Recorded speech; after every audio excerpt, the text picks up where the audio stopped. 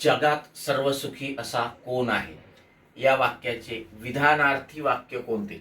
म्हणजे आपल्याला जे दिलेलं वाक्य आहे त्याचं विधानार्थी वाक्य करायचं आहे. बघा मित्रांनो, दिलेलं वाक्य प्रश्नार्थी आहे, कारण इथे प्रश्नचिन्ह आलेलं आहे.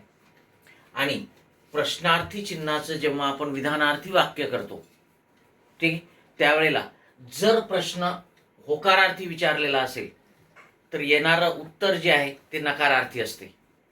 आणि जर प्रश्न नकारार्थी विचारलेला असेल, ठीक आहे, प्रश्नार्थी वाक्य आहे आणि नकारार्थी आहे, तर अशा वेळेला मात्र आपलं विधानार्थी वाक्य हे होकारार्थी येते. मग आता इथे जगी किंवा जगात सर्वसुखी असा कोण आहे, होकारार्थी आहे प्रश्नचिन्ह असलं तरी, मग याचं उत्तर नकारार्थी येणार आणि प्रश्नचिन्ह निघून जाणार. विधानार्थी वाक्य करायचं आहे म्हणजे ते आपल्याला प्रश्नचिन्ह काढून टाकायचं आहे. विधानार्थी वाक्य हे होकारार्थी किंवा नकारार्थी असू शकते, बरोबर आहे. पण प्रश्नार्थी वाक्याचं आपल्याला विधानार्थी करायचं आहे, त्याच्यामध्ये प्रश्नचिन्ह मात्र येणार नाही, उद्गारार्थी चिन्ह पण येणार नाही वगैरे. ओके, मग आता बघा, इथे अर्थ बदलता कामा नये, हे सुद्धा तुम्हाला माहिती आहे. जगात सर्व सुखी आहेत असा याचा अर्थच होत नाही, त्याच्यामुळे याचा विषय मिटला. जगात सर्व दुःखी आहेत असाही त्याचा अर्थ होत नाही, ठीक आहे.